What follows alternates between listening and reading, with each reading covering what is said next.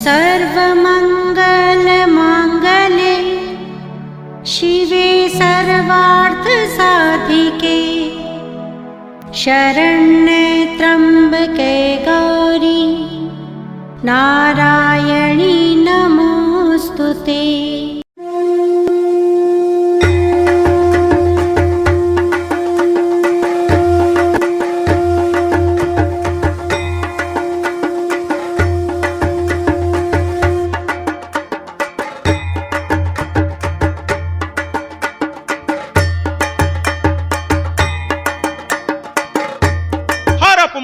आप पर एक दिन बहुत भारी पड़ने वाला है। मैं इस मंच से आपको चेतावनी देता हूं।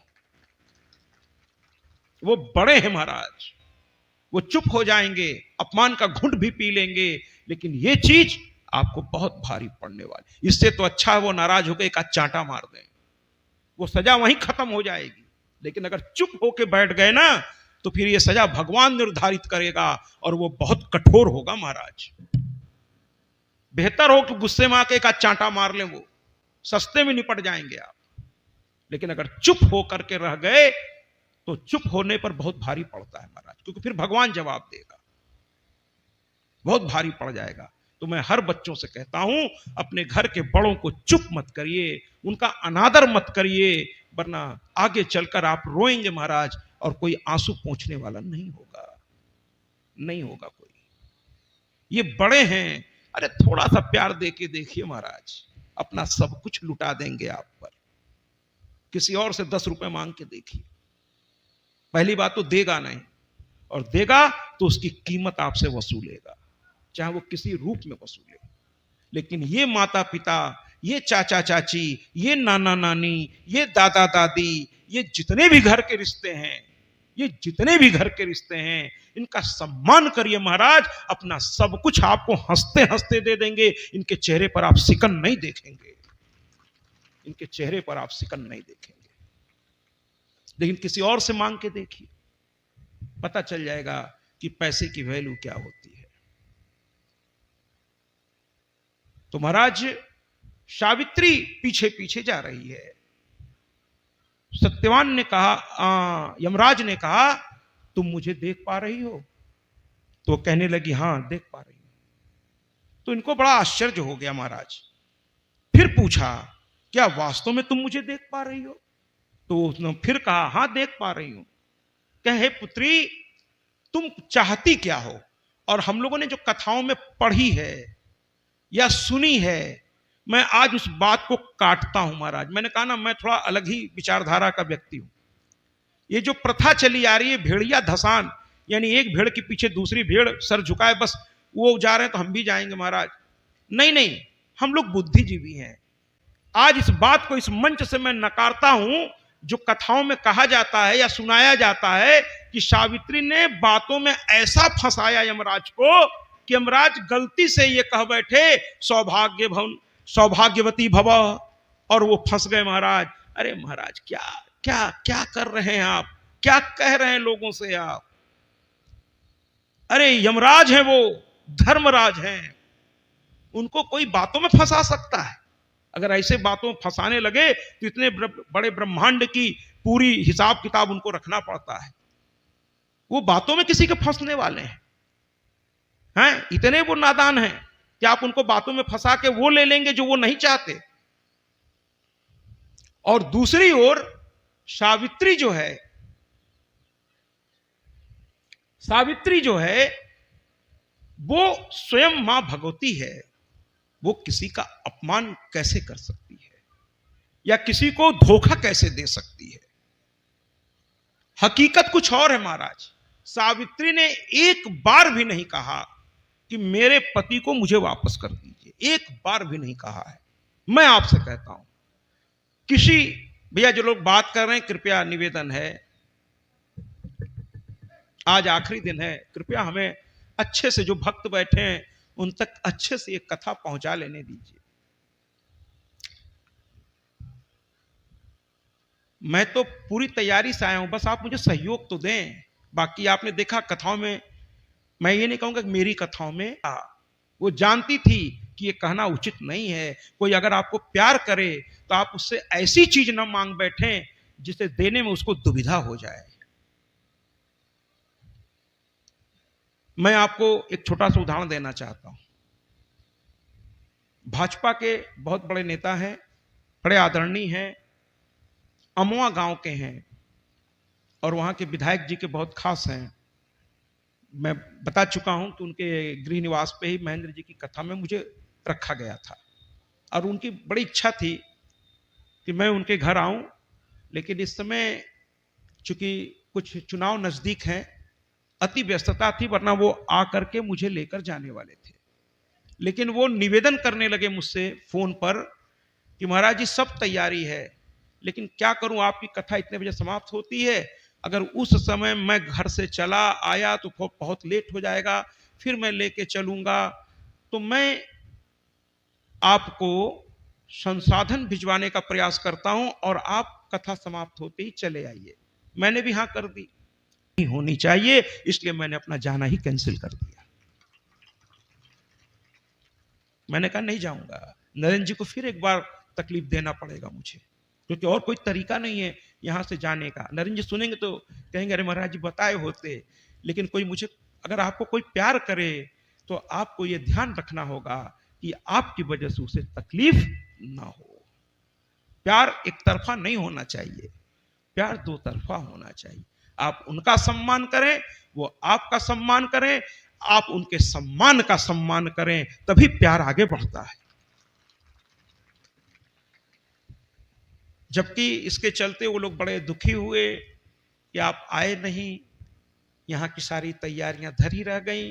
मैंने कहा भैया अगर आसपास आप होते तो मैं ई रिक्शा करके चला आता, है ना, आप नहीं आ सकते तो मैं आ जाता, लेकिन आप इतनी दूर हैं कि या तो आपका संसाधन मुझ तक पहुंचे या मेरा संसाधन, और मैं अपनी संसाधन से आया नहीं हूं, तो आयोजक से कहूंगा, आयोजक बेचारे किसी और से कहेंगे, और वो भी मेरे बड़े प्रिय हैं, लगे हुए हैं रात दिन मेरी ही सेवा में। अब उनको एक और चीज के लिए कहना मेरे हृदय को मंजूर नहीं है, इसलिए मैं यहीं से आपको प्रणाम करता हूं और उम्मीद करता हूं कि आप मेरी मजबूरी समझते हुए मुझे क्षमा कर देंगे।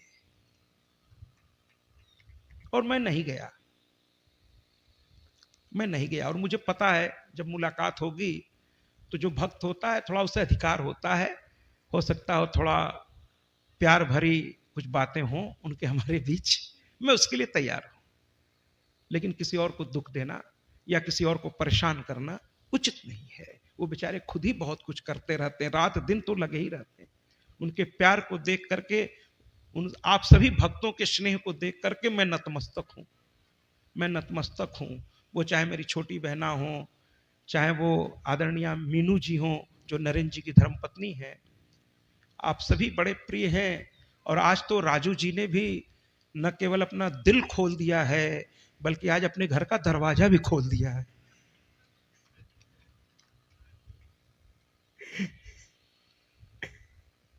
आज हम सभी निमंत्रित हैं, हम सभी मतलब आप सभी मत चले जाइएगा, हार्ट फेल हो जाए। लेकिन राजू जी आपके इस बड़प्पन को नमस्कार है। भूख बहुत कस के लगी है, कथा खत्म होने दीजिए, मंच पे से सीधे आपके दरवाजे पे कूदूंगा। चलिए, बहुत प्यारे हैं राजू जी। देखिए ना, फेसबुक पर मैं नरेंद्र जी के फार्म हाउस पे गया था, भाव विह्वल होकर। आज मैंने कहा भैया आप नेट पर हैं, पूरी दुनिया देख रही है, तो कहने लगे महाराज जी भाव आ गया, तो पैर कहीं हाथ कहीं। हमने कहा वो तो ईश्वर जानते हैं कि क्या वास्तव में हुआ, लेकिन अगर आपको भाव आ गया बहुत अच्छी बात है। बड़ा नृत्य किया उन्होंने, अच्छा लगा, बहुत अच्छा लगा, बहुत प्रिय लगे हो। हम तो जब सबका सुनते सुनते मैंने उनको मामा जी कहना शुरू किया, तो महाराज जी अब आप मामा जी मत कहिए। तो मैंने कहा ठीक है, फिर अपना नाम बताइए। बड़े प्यारे हैं और उनके बच्चे उनसे भी प्यारे हैं। उनमें एक बिटिया है उनकी, संभवतः प्रिया नाम है, तो आज वही खाना बना रही है मेरे लिए, जबकि वो बीमार रहती बेचारी। लेकिन उनके पिता ने कहा, उनकी माँ ने भी कहा ये बहुत अच्छा खाना बनाती है। और कन्याओं का तो मैं पूजन करता हूं महाराज। और लगे हाथ मेरे पास एक स्लिप मैंने आज लिखवा के रखी है, और इन सभी बच्चियों को आज मैं धन्यवाद देना चाहूँ। हम कहे बिटिया पूजा कर लें, थोड़ी देर फिर दूसरी आएगी, महाराज जी नाश्ता ले आए। हम कहे बिटिया पूजा कर लें, फिर तीसरी आएगी, महाराज जी नाश्ता ले आए, बिटिया पूजा कर लें, फिर चौथी आवे। इसके पहले मैं कहता हूं इससे जा सिटकी नहीं मार दो गेट पे, तो उससे भी जान नहीं, खटखट। अब की बार 2 देवियां, महाराज जी कितनी देर हो गई, भूख नहीं लगी होगी आपको, ले आए नाश्ता। हम के बिटिया ले आओ नाश्ता, पहले ले आओ नाश्ता ले आओ, किसी जन्म की तुम मेरी माँ होगी। और उस प्यारी सी बिटिया का नाम साक्षी, प्रतीक्षा, लक्ष्मी और प्रांसी,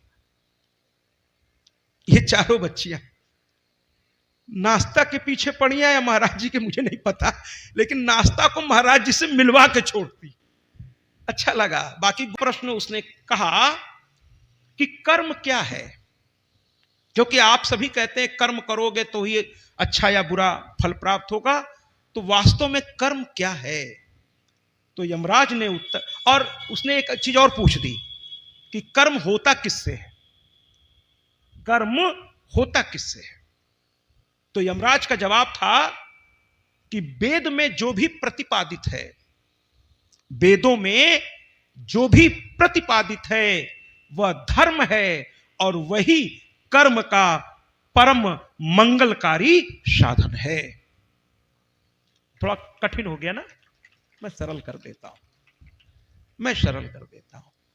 यानी कर्म को अगर धर्म से बांध कर रखोगी बिटिया, और कर्म क्या है तो कहते हैं जो कुछ हम सोचते हैं और उसके अनुसार जो हमारे हाथ पैर कार्य करते हैं।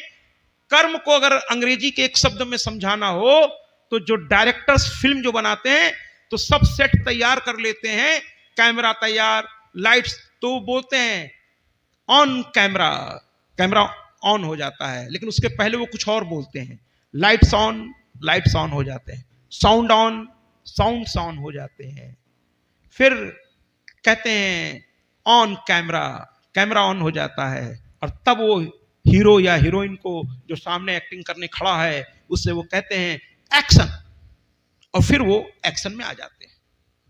तो जो ये एक्शन शब्द है यही एक्ट से बना है, ACT,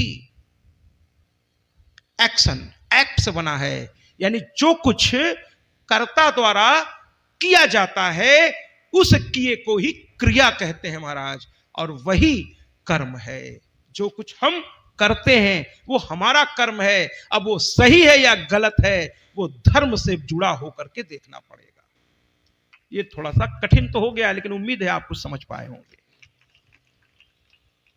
फिर उसने पूछा देही कौन है, ये शरीर देही कौन है, क्योंकि कहते हैं कर्म जो है देही करता है, तो देही कौन है।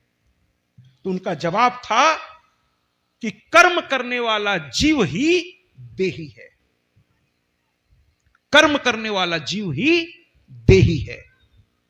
छोटी सी बच्ची मात्र 12 साल की, आज एक बच्ची मेरे पास आई थी जो सामने रहती है, जिन्होंने व्यास जी के बारे में मुझे बताया, उनकी बिटिया थी। तो मैंने कहा कि बच्ची तुम मेरे पैर पर सर और मत रखना, तुम कन्या हो, तुम्हारी मां रख रही है रखने दो, लेकिन तुम कन्या हो। तो थोड़ी देर बैठी रही, सब जाने लगे लेकिन वो जा ही नहीं रही थी। तो मैंने कहा क्यों नहीं जा रही हो, तो कई एक बार आपके चरण छूने दीजिए मुझको। हमने कहा देखिए यहां इतने अच्छे लोग भी हैं, ऐसा नहीं है, तभी तो ये धरा टिकी हुई है, हाई स्कूल में पढ़ती है। हमने कहा क्यों नहीं जा रही हो, कि नहीं छूने तो दीजिए पैर। हमने कहा पैर छू लो, सर नहीं रखना, तो कहीं नहीं रखने दीजिए।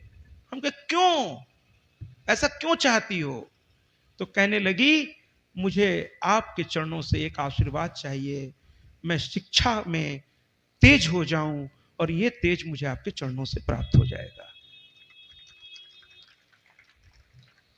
मैंने कहा वाह अद्भुत।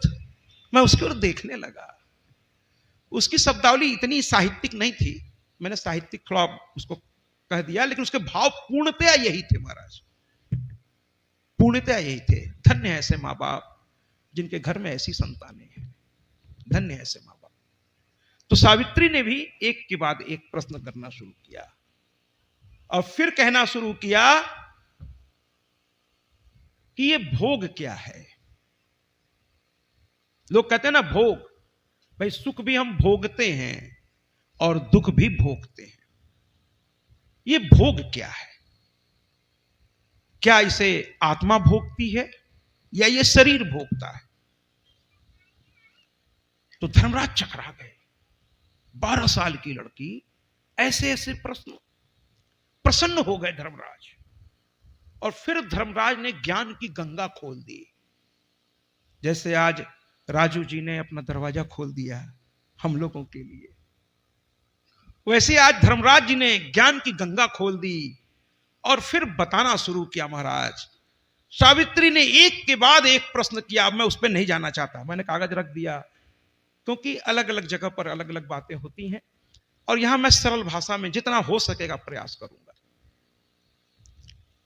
फिर ज्ञान की गंगा खुलती चली गई, सावित्री प्रश्न पूछती चली गई, यमराज बताते चले गए और यह प्रसंग काफी देर तक चलता रहा। यमराज रुक गए। ऐसी लड़की, आंख बंद किया, देखा ये तो स्वयं मां सावित्री हैं। प्रसन्न हो गए, कहने के विलक्षण ज्ञान की तुम अद्भुत धनी हो, अद्भुत धनी हो तुम। हे पुत्री, पास आओ। जब संत प्रसन्न होता है तो आपको थोड़ा नजदीक बुलाता है, कहे पास आओ। और उसके हाथ, अपना हाथ उसके सर पर रखते हुए कहा, आज से मैं तुम्हें अपनी धर्म पुत्री के रूप में स्वीकार करता हूं। और एक पिता अपनी पुत्री को विधवा कैसे कर सकता है, इसलिए मैं तुम्हें तुम्हारे पति को वापस करता हूं। इधर वालों को क्या अच्छा नहीं लग रहा है? तालियां बजाएं जरा सा। और हे पुत्री, तुम्हें एक ऐसे पुत्र रत्न की प्राप्ति होगी जो तुम्हारे नाम को रोशन करेगा और तुम्हारे बूढ़े माता पिता को आंख प्रदान करता हूं, क्योंकि वो अंधे थे। और मैं फिर से तुम्हें सारी सुख संपत्ति देता हूं, लेकिन एक बात याद रखना पुत्री, हमेशा तुम मां की शरण में रहना। जो मां की शरण में रहते हैं उनको कभी मैं दिखाई नहीं देता। सुन लीजिए, अच्छा नहीं लगा या समझ नहीं पाया? जो मां का भजन करता है उसकी मौत पर यमदूत नहीं आते महाराज, मां की सेविकाएं आती हैं और उन्हें मां के धाम लेके जाती हैं। और जो बहुत बड़ा भक्त है उसे लेने स्वयं मां आती है। जिसके घर में, अब किसके घर मां आएगी? जिसके घर में मां की सुबह शाम ज्योत जलेगी, जिसके घर में मां की भजन कीर्तन और आरती हुआ करेगी, जिसके प्रांगण में, नहीं तो जिसके कॉलोनी में, मोहल्ले में मां की कथाओं का आयोजन होगा, मां के हवन होंगे और वो उसके द्वारा कराए जाएंगे, तो मां क्योंकि जीवन भर उसने मां मां मां मां कहा, तो मृत्यु पर वो मां आकर के उसे स्वयं गोद में लेके चली जाए। यमराज नहीं आएंगे। यमराज ने कहा, अगर मेरा दर्शन नहीं चाहते हो तो मां का भजन करो, मां का कीर्तन करो और मां को ही याद रखो। इस पर एक गायक ने बड़ा प्यारा सा गीत गाया है, माई के महिमा बड़ी निराली। ये पूर्वांचली भाषा में है, गायक भी पूर्वांचल का लोकल है। तो आइए ना माई की इस महिमा को जो यमराज ने सावित्री को बताया, इस गायक के गीत के माध्यम से सुनते हैं। माई के महिमा बड़ी निराली। इसमें कहा गया है सोना चांदी देती है, उसको सोना चांदी मत समझिएगा, आपको मुक्ति देती है, मोक्ष देती है, और ज्यादा ही आपने उसे प्रसन्न कर लिया तो अपना धाम दे देगी आपको, मणिपुर निवासी। आइए शुरू करें। माई के महिमा बनी डाली, सब कर भरेली झोली खाली, भरेली गठरिया सोना चांदी।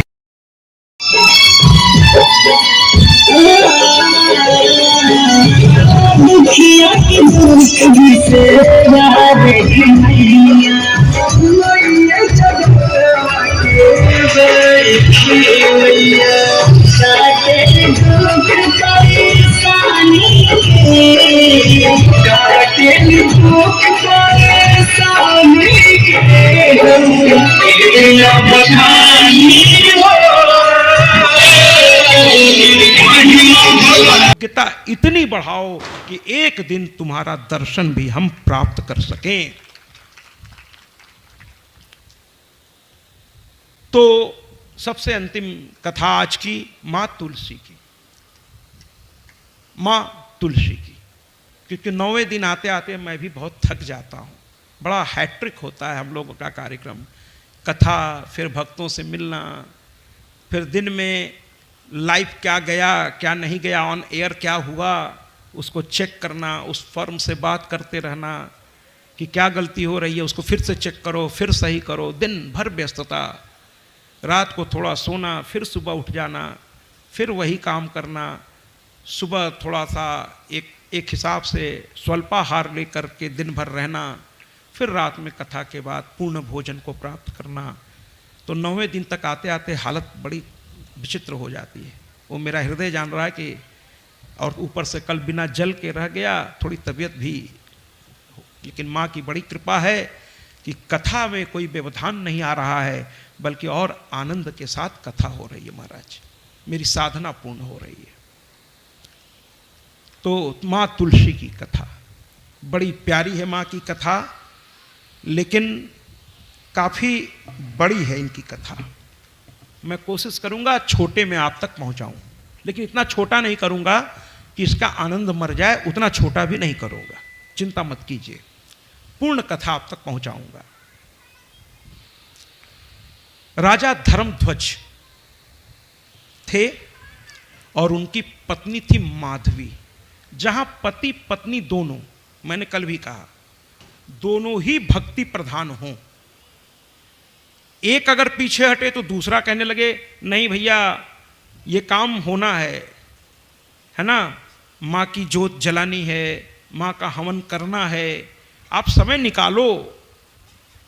पत्नी को धर्म का प्रेरणता बताया गया है, सहधर्मणी उसका नाम ही है, सहधर्मणी, ठीक है ना, यानी जो धर्म में हमेशा आगे रह कर के साथ देती है। इसीलिए अगर मैं गलत नहीं हूं तो आचार्य जी जानते हैं कि कुछ फेरा जो है शायद 3 या 4, मुझे ठीक से नहीं मालूम है, उसमें स्त्री आगे रहती है और कुछ फेरे में पुरुष आगे रहता है। हाँ यही मैं कह रहा था, लेकिन मैंने कहा आदरणीय आचार्य बैठे हैं, मोक्ष धर्म अर्थ काम में जो है पत्नी आगे, अब मोक्ष पत्नी पीछे, हाँ, और मोक्ष में इसीलिए मैंने कहा जरा आचार्य को भी इसमें शामिल कर लूं। मैं यही कह रहा था कि 3, और वो 3 जो पहला 3 फेरा होता है उसमें कन्या को आगे रखते हैं महाराज। अब आप बताइए कि आपका महत्व कितना है। यही बताने के लिए मैंने सोचा क्यों ना कर्मकांडी आचार्य के मुंह से आपसे सुनवा दूं।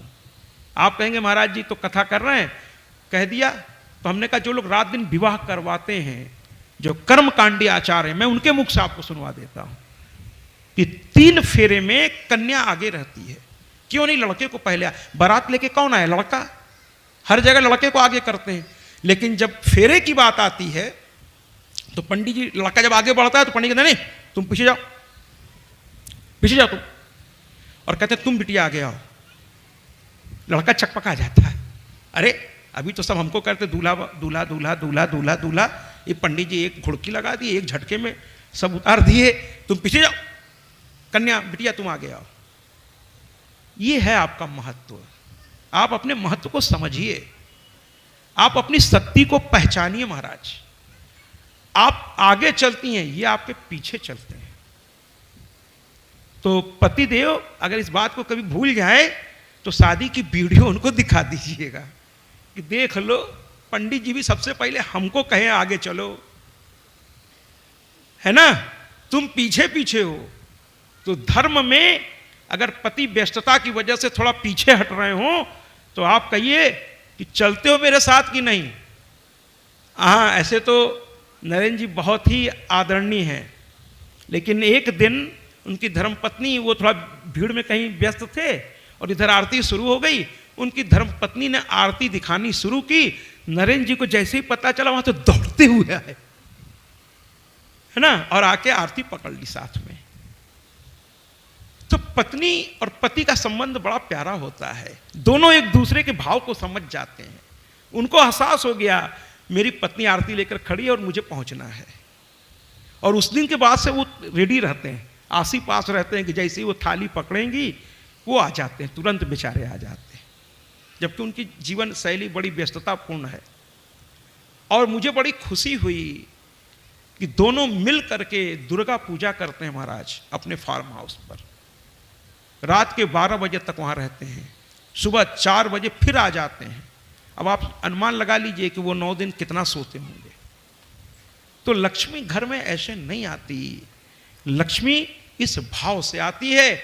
और आज मैं ये बात बताने मुझे कोई संकोच नहीं है कि शायद इस बाधा में अगर दोबारा मुझे देखने का और सुनने का माँ की कृपा से, मैं नहीं, माँ की कृपा से अगर कोई शुभ अवसर प्राप्त होगा, अगर कभी, अब वो कब होगा मैं अभी से नहीं बता सकता, तो शायद उसके मुख्य मतलब प्रेरणा स्रोत ये दोनों पति पत्नी होंगे। बड़ी भक्त थी, वो खुद संतों के आश्रम जाकर के समय मांग लेती थी और पति से कहती थी व्यवस्था करिए। पति भी पीछे नहीं हटते थे और फिर संतों का समागम इनके यहाँ होता था। एक से एक संत इनके दरवाजे पर हमेशा इनके बुलाने पर आते थे महाराज, और एक थे जो जिनको ये बहुत मानती थी। हो जाता है, पता नहीं जीवन के किस मोड़ पर कौन आपको अपना आज 2 माताएं मेरे पास गईं, कहने लगी गुरुजी आपसे हमें दीक्षा लेनी है। हमने कहा मैया ये क्या कर रही हो, मैं दीक्षा नहीं देता, ये सब काम मैं नहीं करता। कहें क्यों नहीं देते आप? तो मैंने कहा ये अधिकार आचार्यों को है, मैं अपने अधिकार और अपनी मर्यादा दोनों को जानता हूं। तो कहने लगे कि क्यों, ऐसा कहीं लिखा है कि आप नहीं दे सकते? बड़ी अच्छी लगी उनकी बातें। हमने कहा नहीं ऐसा नहीं है मैया, ऐसा नहीं है, लेकिन मैं कोई बंधन में नहीं बंधना चाहता। शिष्य एक बंधन है और मैं इस सब बंधनों से दूर रहना चाहता हूं। हम क्या अवधेशानंद जी के पास चले जाए, महामंडलेश्वर आचार्य हैं, जल्दी वो भी शिष्य नहीं बनाना चाहते किसी को। लोग उनके पास जाते हैं, बड़े बड़े अगर वो बनाने पे आ जाए महाराज तो दुनिया के सबसे बड़े बड़े ताकतवर उनसे शिष्य बनने के लिए आतुर हैं, लेकिन वो बहुत नपे तुले ही लोगों को, चूंकि वो एक बहुत बड़े आसन पर हैं तो उनकी कुछ अपनी हैं, अब कुछ लोगों को ना नहीं कर सकते। लेकिन अभी मैया ने मुझे छूट दे रखी है, मैं इस बंधन में नहीं बंधना चाहता। मैंने कहा आप गुरु किसी और को बना लो। तो कहने लगी फिर रास्ता दिखाइए। हाँ, इस जगह पर ऐसे लोग भी हैं महाराज, ऐसी चर्चाएं हुई हैं मेरे कमरे में, हैं बहुत कमाल के लोग हैं, देखने में बड़े साधारण लगते हैं लेकिन बातें उनकी बड़ी ऊंची हैं। कहने कुछ रास्ता दिखाइए। हमने कहा मैया 3 चीज देखिएगा गुरु में। पहला, उसमें लालच ना हो, वो कुछ आपसे मांगे ना, उल्टे आप जो दें उसमें से अगर उसका वही भाई पेशा है, रोजी रोजगार है, तो बेचारा क्या करेगा, जीवन यापन भर कर रख करके बाकी वो आप में ही बांट दे, ऐसा गुरु हो। दूसरा, धर्म पर आधारित जीवन हो, अपनी छोड़ के वो सबकी प्रशंसा करता हो, ऐसा गुरु होना चाहिए।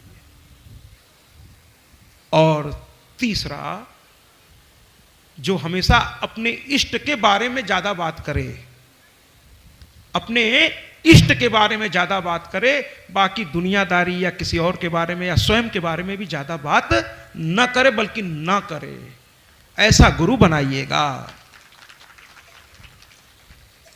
तो वो तो बेचारी अब क्या करें, महिलाएं बेचारी मना कर दीजिए, मान जाती हैं, वो तो चली गई। एक और सुन रहे थे, मैं उनका नाम नहीं बताऊंगा, वो चले हैं मेरे पास, कहने लगे महाराज उनको तो आपने रास्ता दिखा, मैयाएं भोली होती हैं, मेरी बात मान के चली गई, छोड़ता। हमने कहा क्यों? जैसे ही आप मुझको ये 3 बात बताते, मैं कहता ये तीनों गुण आप में हैं, इसलिए आप मेरे गुरु बन जाइए। तो फंस जाता। मैया मेरी भोली होती है, मैंने समझा दिया, वो ढूंढने निकल पड़ी है, अच्छा है। और जब ढूंढेगी तो कोई ना कोई मिल भी जाएगा, ढूंढेगी तो मिल जाएगा, ऐसा नहीं है। संसार वीरों से खाली नहीं है, एक से बढ़कर एक लोग हैं। मैं गुरु वाला काम नहीं करता, मैं तो मैया का भक्त हूं, माँ की कथा लेके निकला हूं, और माँ की कथा के माध्यम से आप जो मुझसे सीखना चाहें सीख लीजिए, और मुझे बस मेरे मैया का बच्चा समझ लीजिए। इससे ज़्यादा महत्व देने की मुझे आपको ज़रूरत नहीं है, बाकी सब माँ जाने। तो माँ तुलसी की बात हो रही थी, दोनों पति पत्नी ने माँ की बड़ी पूजा की, तरह तरह के अनुष्ठान